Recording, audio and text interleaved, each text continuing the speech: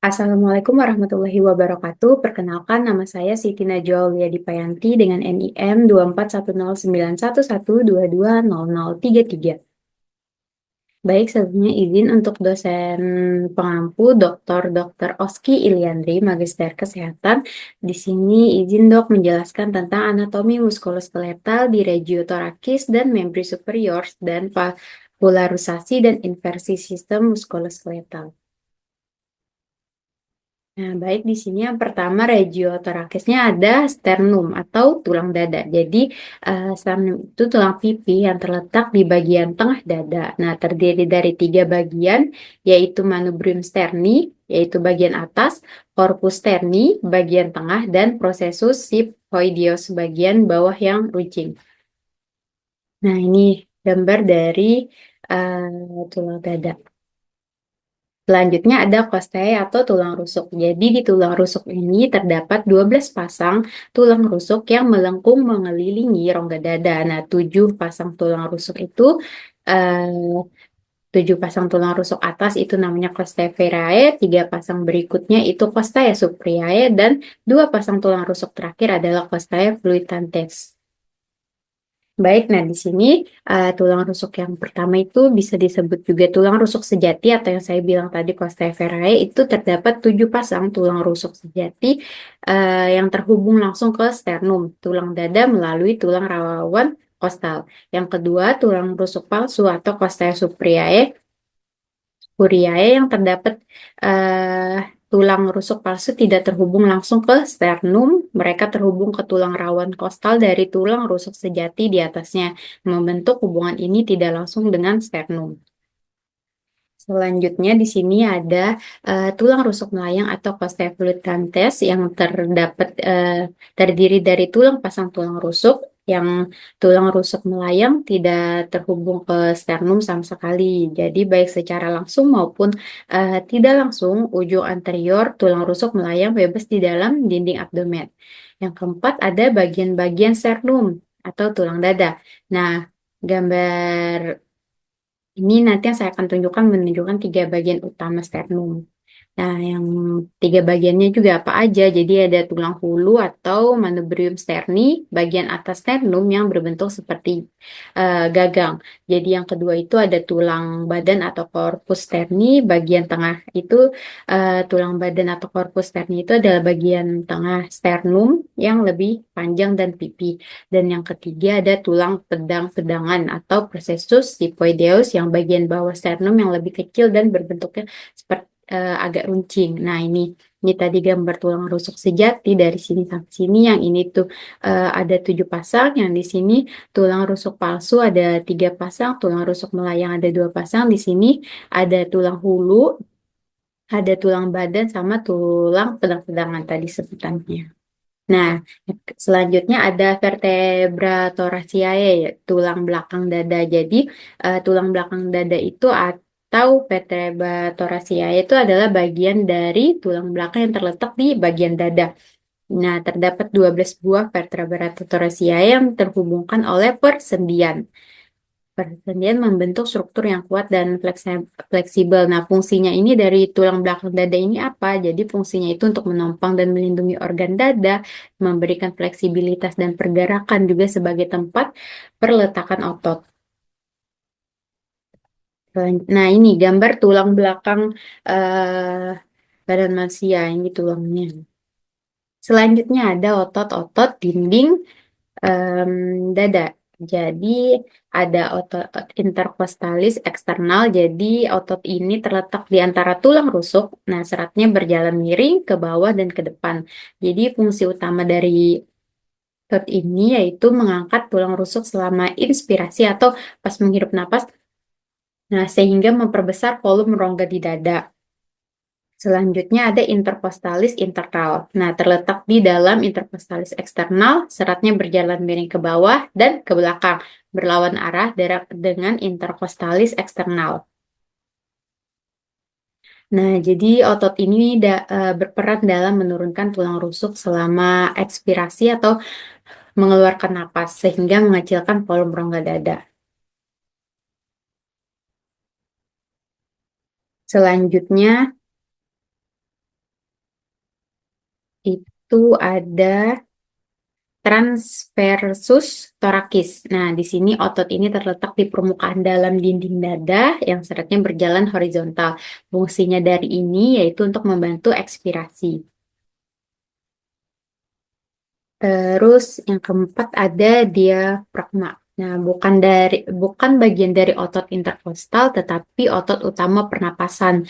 Diafragma ini merupakan Diafragma ini merupakan lembaran otot yang memisahkan rongga dada dan juga rongga perut. Nah, saat berkontraksi, diafragma mendatar dan memperbesar volume rongga dada, juga membantu inspirasi. Saat relaksi, diafragma kembali ke bentuk tubuhnya, mengecilkan volume rongga dada dan membantu ekspirasi. Selanjutnya ada yang namanya scalens. Jadi otot-otot ini terletak di leher dan meskipun tidak sepenuhnya bagian dari dinding dada, mereka berperan dalam respirasi dengan mengangkat tulang rusuk pertama dan kedua selama inspirasi. Jadi fungsinya itu otot-otot dinding dada ini bekerja secara sinergis untuk mengantar volume rongga dada yang penting untuk proses pernapasan. Jadi intercostalis eksternal dan scalenes yang membantu inspirasi, sementara intercostalis internal dan transversus thoracis membantu ekspirasi. Nah, diafragma ini memainkan peran utama dalam kedua proses tersebut. Jadi koordinasi antara otot-otot ini memungkinkan pernapasan yang efisien dan efektif. Nah, ini tadi gambar dari otot-otot dari rongga dada. Ini ada scalenus, ada internal intercostal. Jadi ada di sini letaknya transversus thoracis, ada diafragma sama eksternal intercostal. Selanjutnya di sini adalah em, ini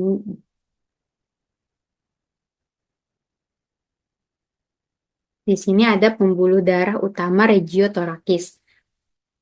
Apa saja? Jadi ada aorta thoracia. Aorta thoracia ini merupakan kelanjutan dari aorta ascendens dan berakhir di diafragma di mana ia berlanjut sebagai aorta abdominalis.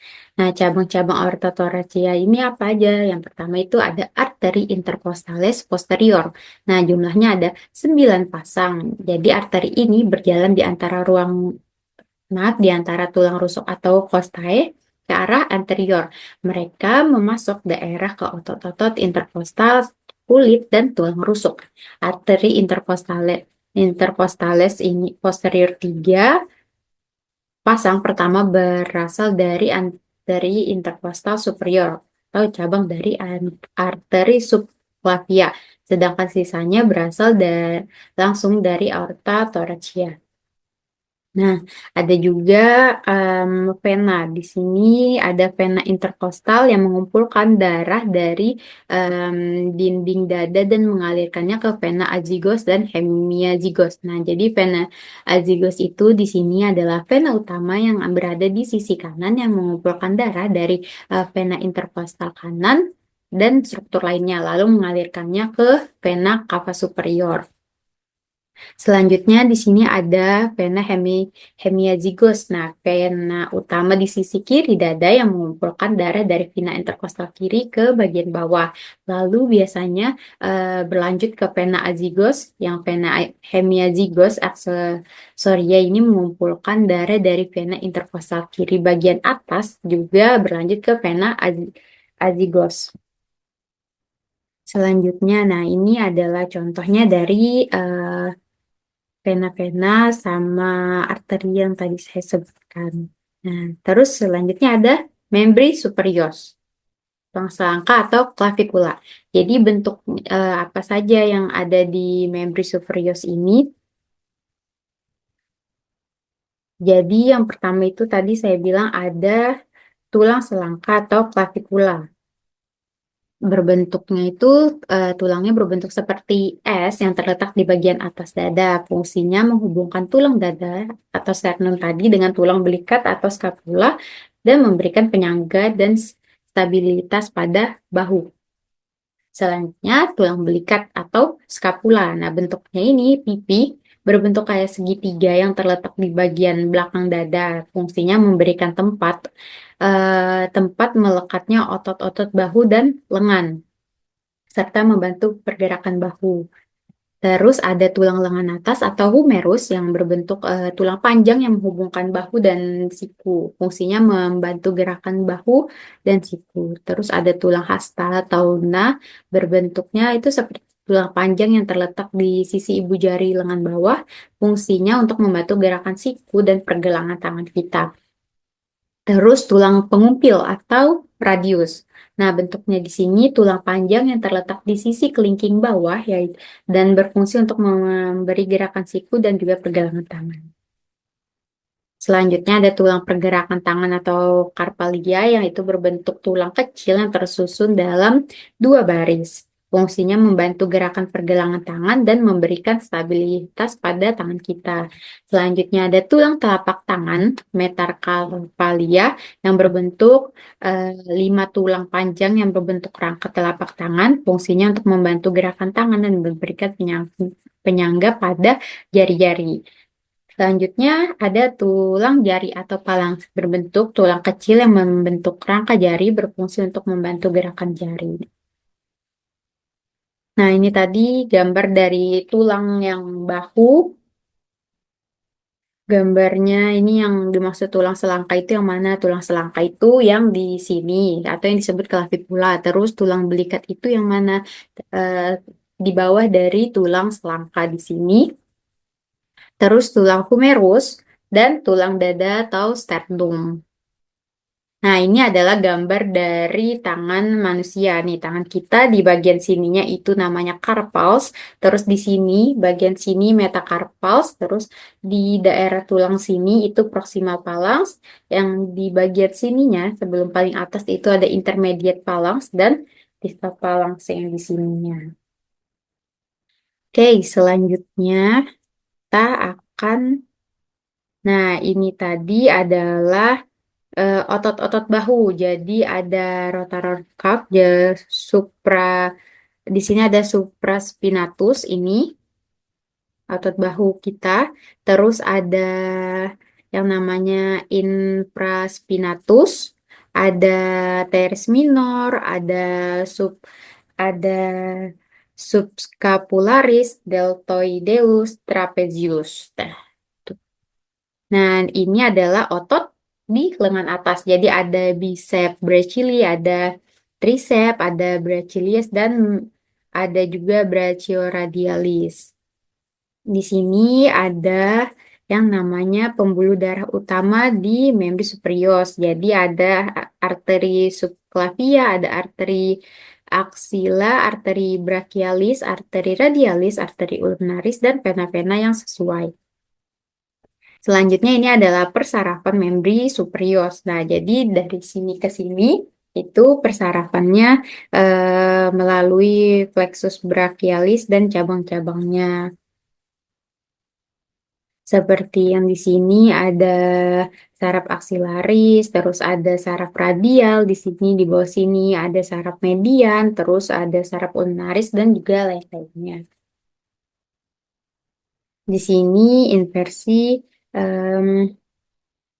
ini ada gambarnya dari sini kita lihat. Dan di sini ada juga yang vaskularisasi. Jadi sistem vaskularisasi di regiotorakis ini sangat penting untuk menyediakan oksigen dan nutrisi ke organ dan jaringan di dada. Aorta thoracia ini dan vena azygos merupakan pembuluh darah utama yang terlibat dalam proses ini. Jadi arteri di vena interkostal serta cabang-cabang lainnya dari aorta thoracia dan vena azygos juga berperan penting dalam mensuplai darah ke daerah dada. Seperti ini gambar yang bisa saya tunjukkan. Nah, terus vaskularisasi di membran superior. Jadi saraf-saraf utama yang menginversi membran superior itu saraf-saraf utamanya ada plexus brachialis dan cabang-cabang yang memainkan peran penting dalam inversi anggota gerak atas dan memungkinkan gerakan dan penting gerakan dan sensasi yang kompleks. Jadi dampak dari kehilangan fungsi saraf-saraf ini dapat menyebabkan kelemahan, juga mati rasa, dan gangguan fungsi motorik dan sensorik pada anggota gerak atas. Nah, ini ke bagian inversi. Jadi pada regiotorakis itu atau rongga dada itu diinversi oleh sejumlah saraf penting yang mengontrol fungsi-fungsi vital seperti pernapasan, gerakan otot, dan juga sensasi. Yang pertama itu ada saraf interkostal, ada saraf Francius, saraf toraks simpatik, dan saraf vagus. Jadi em, saraf ya, selanjutnya, saraf-saraf di regiotorakis ini memainkan peran penting dalam mengontrol berbagai fungsi vital. Nah, jadi dampaknya juga kehilangan fungsi saraf ini dapat menyebabkan gangguan pernapasan, gerakan otot, dan juga sensasi. Nah, di bagian sini tadi, saraf interkostal ini yaitu merupakan 12 pasang saraf yang keluar dari sumsum tulang belakang di tingkat toraks. Jadi T1 sampai T12 yang berfungsinya untuk apa saraf interkostal ini? Fungsinya untuk menginversi otot-otot interkostal yang bertanggung jawab untuk gerakan pernapasan.